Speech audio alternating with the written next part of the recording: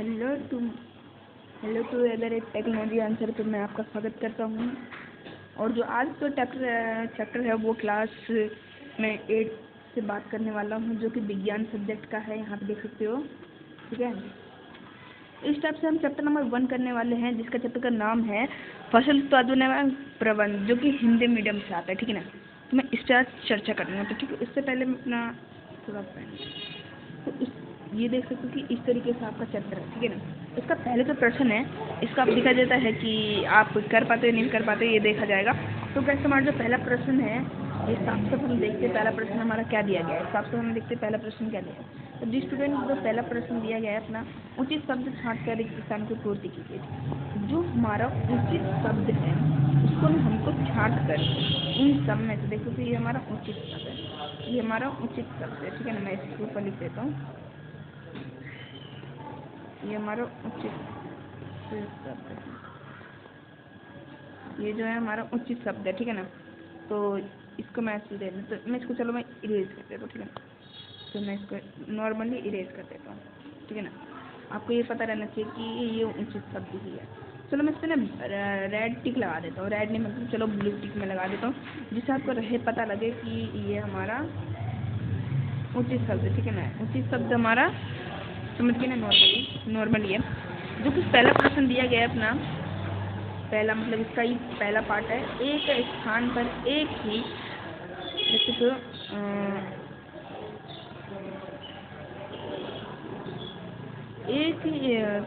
एक स्थान पर एक ही प्रकार के बड़ी मात्रा में उगाए गए पौधों को डैश कहते हैं।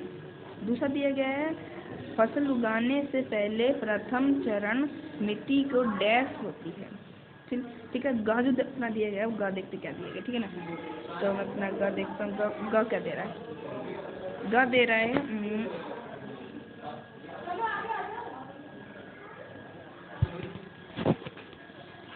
गज दे रहा है सचित्रग्रास्त बीज जल की सतह पर, बीज जो है जल की सतह पर, बीज जल की सतह पर डैश लगेंगे, क्या लगेंगे स्टूडेंट, क्या लगेंगे। और जो घ है, फसल उगाने के लिए पर्याप्त सूर्य का प्रकाश एवं मिट्टी से डैश तथा डैश आवश्यक है। तो इन सब का जो आंसर है नॉर्मली देख सकते हो, मैं आपको दिखाता हूँ। नॉर्मली इन सब का आंसर आप देख सकते हो। आपको ये सब का आंसर जो आपका सामने लिखा हुआ है, तो मैं इसको ब्लू टिक कर देता हूँ, लेकिन आपको इसको पता लगेगा। ये रहा आपका का फसल, यहाँ पे तैयारी, यहाँ पे तैरने, यहाँ पे जल तथा पोषक। तो मैंने नॉर्मली घ से करने वाला, यहाँ पे मैं यहाँ पे नॉर्मली यहाँ पे अपना जल लिखने वाला, यहाँ पे अपना जल, ये आपको जल यहाँ पे जो लिखना है, यहाँ पर जो लिखना है आपको पोषक लिखना है, तो पोषक लिख लो। यहाँ पर मैं पोषक लिख रहा हूँ, ठीक है ना। आप लोग भी पोषक लिख लेना, ठीक है। जो अब अगला दिया गया है तैरने, तो यहाँ पे आप नॉर्मली तैरने लिख लें, तैरने, आपको यहाँ पे तैरने लिख लेना, ठीक है ना। तैरने के बाद तैयारी, क्योंकि देखो जब हम फसल उगाने से पहले प्रथम पार्ट क्या करते हैं, मिट्टी की तैयारी करेंगे ना, तैयारी। यहाँ पे आप सब लिख लेंगे तैयारी, ठीक है। ये तैयारी हो गया, ठीक है। आपको पहले तैयारी लिखने के बाद उसके बाद आप पहले लिख देंगे फसल से। देखो जब एक स्थान पर एक ही प्रकार के बड़ी मात्रा में उगाए गए पौधों को फसल कहते हैं। फसल में यहाँ पे लिखता हूँ, ठीक है। तो आप सब भी इस पर फसल ही लिखना, क्योंकि देख सकते हो मैं जिस टाइप से लिख रहा हूँ फसल ही लिख रहा हूँ, ठीक है। स्टूडेंट देख सकते हो मैंने सब पे फसल लिख दी, जो भी आपका था वो मैंने सारा प्रश्न नंबर 1 कर दिया, जिस टाइप से है। प्रश्न नंबर 2 की तरफ बढ़ते हैं। दिया गया है देख सकते हो, दिया गया है कि आपको कॉलम ए हो गया अपना, में दिए गए, ये अपना कॉलम ए का हो गया, ठीक है। दिए गए शब्दों का मिलान कॉलम बी में करना है, तो कॉलम बी में हमको मिलान करना है, ठीक है ना। मैचिंग हम इन दोनों में लिख देते हैं मैचिंग, तो मैं यहाँ पे नॉर्मली मैच लिख रही हूँ। तो नॉर्मली मैंने यहाँ पर मैच लिख दिया है, जो कि इन दोनों कॉलम ए और कॉलम बी में मैचिंग करना है, ठीक है ना। तो जो अगला जो दिया गया अपना, वो देखते क्या दिया गया, ठीक है ना। तो डी स्टूडेंट कॉलम नंबर 1 दिया गया है, ये रहा कॉलम बी दिए गए। हम इन दोनों में अभी मैचिंग करने वाले, ठीक है ना। तो आपको मैचिंग में पूरी ध्यान देना है, ठीक है ना। देख सकते हो पहला जो अपना दिया गया है, ये आपको नॉर्मली देख सकते हो यहाँ पे, ठीक है। यहाँ पे देख सकते हो कि खरीफ फसल नॉर्मली आपको दे रखा है, खरीफ फसल एंड यहाँ पे और भी दिए गए हैं फसल, खरीफ फसल एंड उसके बाद सेकेंड रबी फसल और भी दिए गए हैं। रासायनिक उर्वरक ये भी दिए गए हैं, ठीक है। तो रासायनिक उर्वरक भी दिए हैं। और चौथा है कार्बनिक खाद। इसके कॉलम बी के अंदर चलते हैं। कॉलम बी अपना ये रहा, जो दिखाया है मवेशियों का चारा, ठीक है, यूरिया। मैं आपको अच्छे से दिखाता हूँ, एक सेकेंड।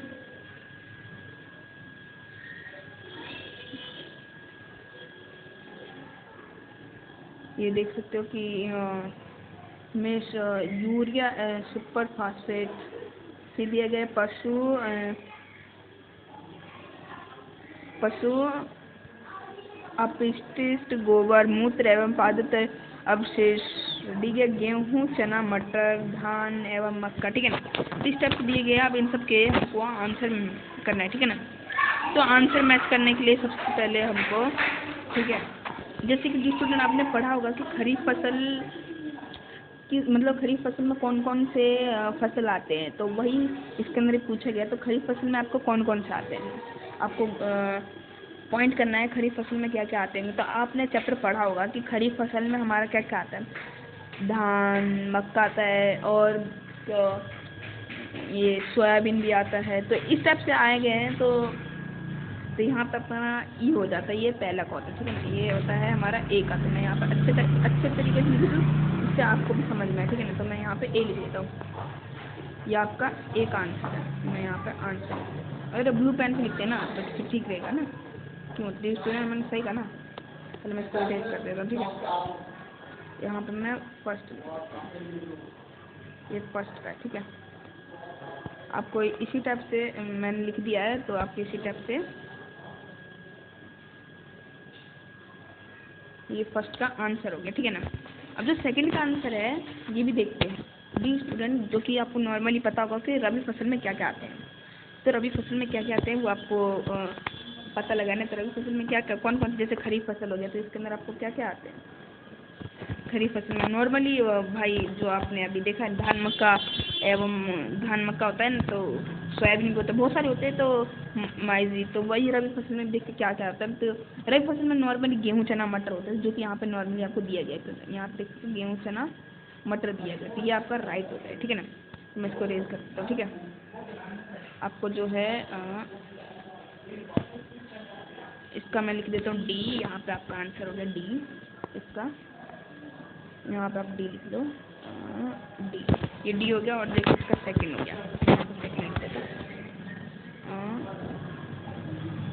यहाँ पे मैं अपना, अरे भाई साहब बहुत गंदा, एक सेकंड स्टूडेंट आपको नॉर्मली आपको ये पता लगाने की रासायनिक की आपको दिया गया थर्ड है रासायनिक उर्वरक। रासायनिक उर्वरक में आपका क्या आता है, तो नॉर्मली उसके अंदर आता होगा यूरिया एवं सुपर फास्फेट। जैसे अपने चैप्टर पढ़ा हुआ तो यूरिया एवं और सुपर फास्फेट आता होगा, ठीक है ना। ये आपका जो है आंसर होता है यूरिया एवं सुपर फास्फेट। तो डी स्टूडेंट आपका नॉर्मली मैंने यहाँ पर सारे के सारे मैचिंग कर दिया है, मैचिंग कर दिया मैंने सारा। आपको देख सकते हो मैंने ए कॉलम ए और कॉलम बी में मैचिंग कर रखा है। जैसे आपको विश्वास नहीं होता इसके अंदर देख सकते हो, ये आपका आंसर ये भी है और ये भी है, ये आपका आंसर है। ये आपको क्वेश्चन नंबर 2 का आंसर है, ठीक है ना। तो मैं अगला क्वेश्चन की तरफ बढ़ता हूँ। अगला क्वेश्चन आपका दिया गया है,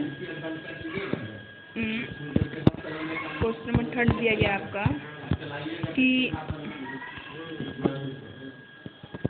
क्वेश्चन नंबर 3 है कि निम्न के दो उदाहरण दीजिए। खरीफ फसल के 2 उदाहरण देना, रबी फसल के 2 उदाहरण। तो खरीफ फसल नॉर्मल है, खरीफ फसल मक्का धान होता है, तो रबी फसल में भी होता है, रबी फसल में गेहूँ और चना होता है, ठीक है ना। क्वेश्चन नंबर 4 दिया गया आपका, क्वेश्चन नंबर दिया निम्न पर अपने शब्दों में एक पैराग्राफ लिखिए, ठीक है ना। पैराग्राफ लिखना है मिट्टी तैयार करने पे, पैराग्राफ 10 लाइन की, ठीक है ना। तो 10 लाइन मिट्टी तैयार करने बुआई, निराई, थ्रेशिंग, तो क्या है मिट्टी तैयार करना। तो मिट्टी तैयार करने की यह प्रक्रिया सफल बनाने का प्रथम चरण है। यहाँ पर प्रथम चरण है मिट्टी को पलटने और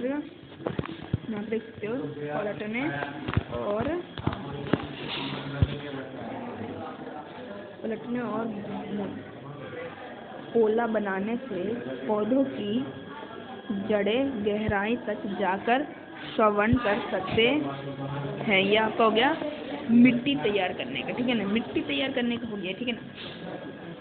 अगला जो है इसका अभी और बाकी है। पोला बनाई हुई मिट्टी के केंचुओं और सूक्ष्म जीवों को वृद्धि की सहायता मिलती है तथा ये मिट्टी को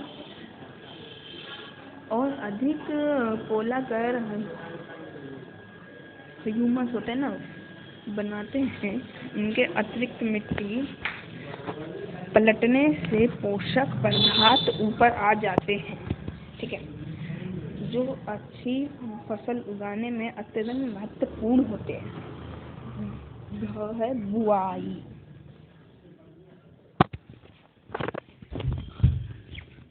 बुआई कैसे करेंगे, तो बुआई पे लिखा गया है,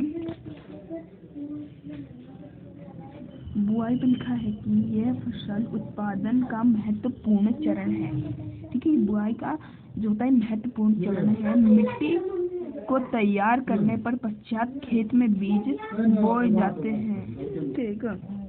उचित दूरी एवं गहराई पर खेत में बीज बोना, तो बोना बुआई कहलाता है। और बुआई के लिए अच्छी गुणवत्ता साफ एवं स्वस्थ बीजों को चुनाव जरूरी तो होता है। उचित बीजों को चुनने के बाद इन बीजों को उचित गहराई तथा उचित दूरी पर बोना चाहिए ताकि प्रत्येक पौधों को पर्याप्त हवा, प्रकाश, खनिज एवं पानी मिल सके। बुआई के लिए निम्नलिखित विधियों का प्रयोग किया जाता है, ठीक है ना। तो अगला देखते हैं, ये आपका आंसर है। अब आगे दिया गया है,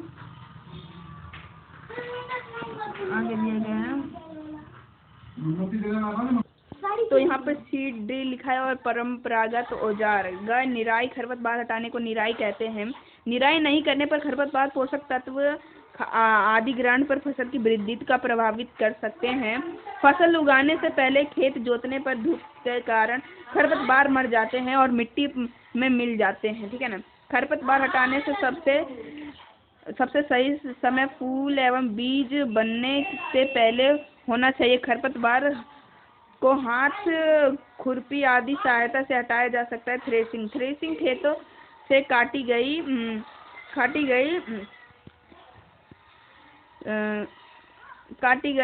से बीजों या दोनों से भूसों से अलग करने के प्रक्रम को थ्रेसिंग कहा जाता है। थ्रेसिंग के भी कई तरीके होते हैं, जैसे छोटे खेत वाले किसान अनाज की दोनों को फटक कर होता है ना, तो वही फटक कर बिनोइंग कहते द्वारा अलग करते हैं। बिनोइंग जैसे वो नहीं होता थ्रेसिंग वाला, जैसे उसी की तरह एक मशीन रहता है बिनोइंग। उसके अंदर जब हम किसी धान वगैरह को डालते हैं तो उसके अंदर से अलग हो जाता है। एक तरफ मतलब मान लो मैंने उसके अंदर वो क्या कहते हैं उसको, गेहूँ मैंने उगाया है, तो गेहूँ का जो गेहूँ अलग हो जाता है, उसके साथ जो भी पत्ते वत्ते रहते हैं वो अलग हो जाते हैं, ठीक है ना। उसको हम यूज़ करते हैं, जैसे गाय भैंसों को हम खिलाते हैं तो वही हुआ, अलग करते हैं। और बड़े खेत वाले किसान कॉम्बाइन मशीन का प्रयोग करते हैं, ठीक है ना। कॉम्बाइन भी यही चीज़ काम करता है। क्वेश्चन नंबर 5 देखते क्या दिया गया है। स्पष्ट कीजिए कि उर्वरक खाद से किस प्रकार भिन्न है। तो उर्वरक, आंसर नंबर उर्वरक का, उर्वरक एक कार्बनिक लवण है।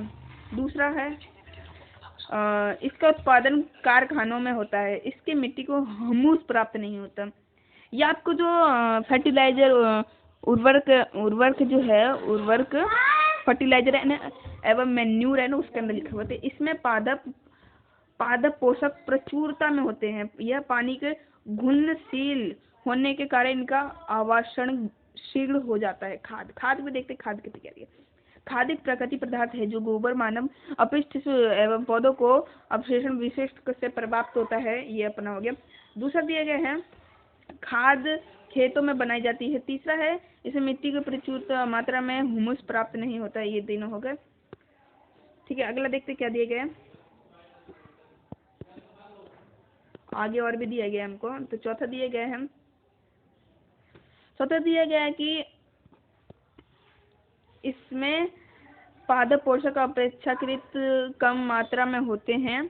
ठीक है, और पांचवा दिया गया है यह पानी में घुलनशील होने के कारण इनका अवशोषण धीरे धीरे होता है। ठीक है, क्वेश्चन नंबर 6 दिया गया है सिंचाई किसे कहते हैं।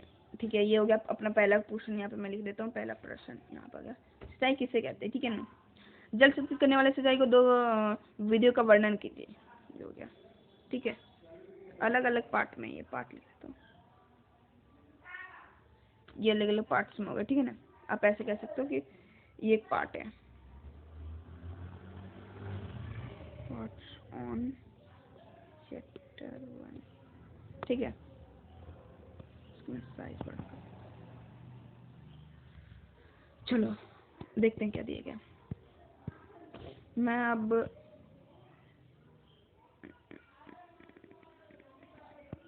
चलो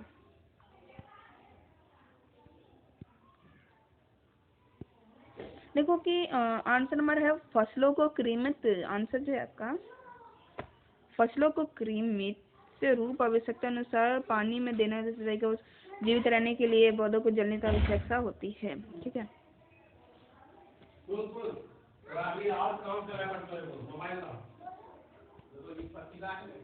पौधों में लगभग 90% जल होता है। पौधों में कितना परसेंट जल होता है, यहाँ पे एक पॉइंट हो गया। ठीक है ना, या आपको अगर मान लो पेपर के अंदर पूछा गया कि पौधों में कितना परसेंट जल होता है, आपको मुंह जबानी याद होना चाहिए। पौधों में 90% जल होता है। 90%। जो कि मैं इसको आप रेड पेन से, रेड पेन से जो कि आपको याद रखेगा, ये देख सकते हो, ये आपको मैं डॉट कर देता हूँ जिससे आपको याद रखेगा। चलो मैं इसको अब थोड़ा इरेज कर देता हूँ। अब मैं अच्छे से 90% लिख देता हूँ। 90% यानी कि आपको ये चीज़ याद रखना है। 90% हो गया। ठीक है ना, अब मैं इसको चेंज करता हूँ रेड पेन। ठीक है, रेड पेन से मैं आपको ये भी गोला कर देती हूँ, क्योंकि 90% आपको याद रखिए। 90% जल होता है। फसल की स्वास्थ्य की वृद्धि के लिए मिट्टी को नमी को बनाए रखने की आवश्यकता के इसके भिन्न अर्थात के जल में सिंचाई कहलाता है। जल संचित करने वाली सिंचाई को 2 विभिन्न विधियों में निम्नलिखित है। छिड़काव तंत्र जो कि नॉर्मली ड्रिप तंत्र होते हैं। ये दोनों आपको देख लेना है। ये दोनों आप पढ़ के आप इसको कर लेना। ये भी आपका आंसर में चैप्टर नंबर 1 है। चैप्टर नंबर 2 भी आ जाएगा आपका जल्दी जल्दी वीडियो पे। अब लाइक कर देना, सब्सक्राइब कर घंटी बटन कॉल पे सेट कर दो प्लीज स्टूडेंट। जैसे छिड़काव तंत्र तो एक विधि को इस्तेमाल करने वाले भूमि जहाँ जल की मात्रा में उपलब्ध हो के लिए किया जाता है। इनमें नलों ऊपर घूमने वाले नोजलों होते हैं। जल पंप मुख्य पाइपों को भेजा जाता है, तो ये घूमते हुए नोजल को निकलती वर्षा को भांति छिड़काव करता है। ये विधि धूलि के लिए अत्यधिक उपयुक्त है। ड्रिप तंत्र, जो ड्रिप दिया गया इसमें जल बूंद बूंद करके पौधों पर गिरता है और बेकार नहीं होते। कमी पानी वाले क्षेत्रों के लिए एक वरदान है कि ये विधि फलदार पौधों की आदि को पानी में देने वाले सब तरीका है। ठीक है, क्वेश्चन नंबर 7 दिया गया है, ये देख लेते हैं क्वेश्चन नंबर 7 क्या है। एक सेकंड, क्वेश्चन नंबर 7 देख लो। क्वेश्चन नंबर 7 दिया गया है यदि गेहूं को खरीफ ऋतु में उगाया जाता है। चर्चा करना है कि गेहूं खरीफ ऋतु में उगाया जाता क्या होगा। ठीक है ना, तो गेहूं एक रबी फसल है। ठीक है, इसे शीत ऋतु में उगाया जाता है। खरीफ ऋतु जून से सितंबर तक होती है। यह समय वर्षा की काफी अधिक मात्रा में होती है। ठीक है ना, वर्षा की कभी अधिक मात्रा होती है, इसलिए इसे वर्षा ऋतु में भी कहते हैं। यदि गेहूं को इस समय उगाया जाता तो गेहूं को अधिक मात्रा में पानी मिलने की वजह से सड़क खराब हो जाएंगे एंड फसल बर्बाद हो जाएंगे। ठीक है ना, फसल भी बर्बाद होता है। नॉर्मली ये स्टूडेंट जब हम किसी चीज को ज़्यादा पानी में डालेंगे तो वो नॉर्मली खराब ही होगा स्टूडेंट। तो अगला जो दिया गया है ये आपको टॉपिक समझना है। एक सेकंड स्टूडेंट में ये देख सकते हो। मैं अगला प्रश्न दिखाता हूँ। क्वेश्चन नंबर 8 है। क्वेश्चन नंबर 8 है, खेत में लगातार फसल उगाने की मिट्टी में क्या प्रभाव पड़ेगा? पड़ता है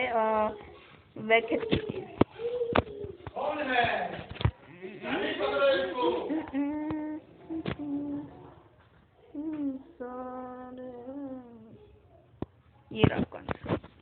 क्वेश्चन नंबर 8 का आंसर ये रहा। खेत में लगातार फसल उगाने से मिट्टी के कुछ पोषक तत्व कमी हो जाती है, जिससे उसकी उर्वरता भी कम हो जाती है। यही कारण है कि खेत में लगातार फसल नहीं उगानी चाहिए और खेत कुछ समय के लिए पड़ती छोड़ देना चाहिए। एक अन्य तरीका फसल चक्रण। इसमें किसान एक फसल के बाद दूसरी किस्म को उगाने की मिट्टी का नाइट्रोजन का पूर्ण होता है। ठीक है। क्वेश्चन नंबर 9 तो दिया गया है, ये देख सकते हो। खरपतवार क्या है? हम इनका नियंत्रण कैसे करें? ठीक है। क्वेश्चन नंबर जो है आपका यही है। नॉर्मली आप देख सकते हो यहाँ पे आंसर दिया गया है कि खेत में फसल की साथ आवश्यक है बेकार। ये रहा यहाँ पे अंडर, ये आपके आंसर है। और एक पार्ट इधर भी है। इसको अलग अलग पार्ट में विभाजित नहीं है, हम इसको विभाजित कर सकते हैं। जो मैं इसको अभी इरेज ही कर देते। अब देखना यहाँ से आपका आंसर हो जाए ये यहाँ तक। ठीक है। ये आपका क्वेश्चन नंबर 9 का आंसर। तो मैं पढ़ सकते हैं यहाँ पर, खेत में फसल उगाने की आवश्यकता में बेकार कहते हैं, अवांछित को बेकार कहते हैं। ठीक है।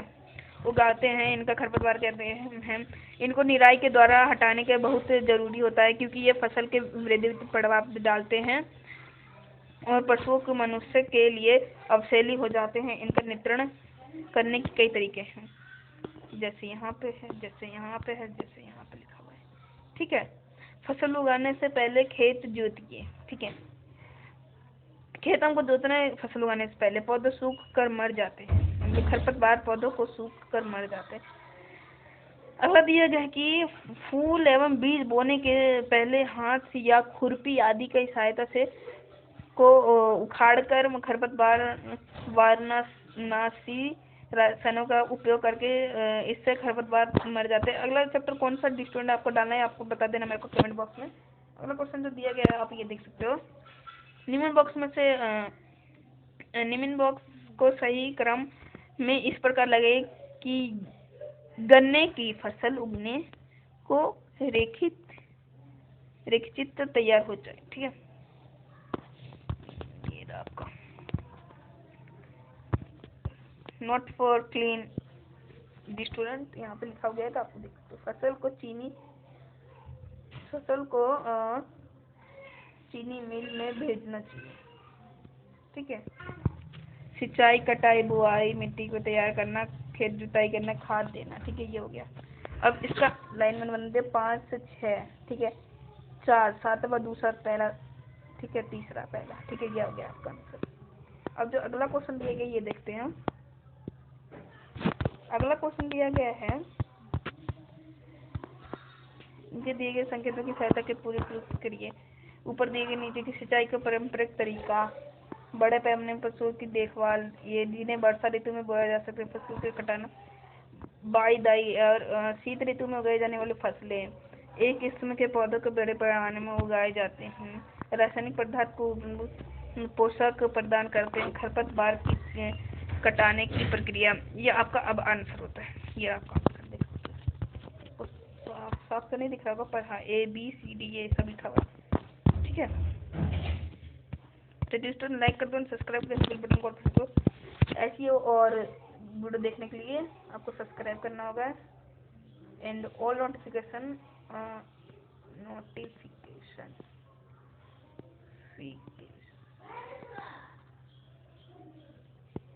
तो दोस्तों अगला चैप्टर मैं 2 डालने वाला हूँ। चैप्टर 2 डाल दूंगा। अगला चैप्टर जो आपका होने वाला चैप्टर 2 साइंस का डालने वाला हूँ। साइंस। ठीक है। तो दोस्तों बाय बाय। किसी नए टॉपिक के साथ बाय।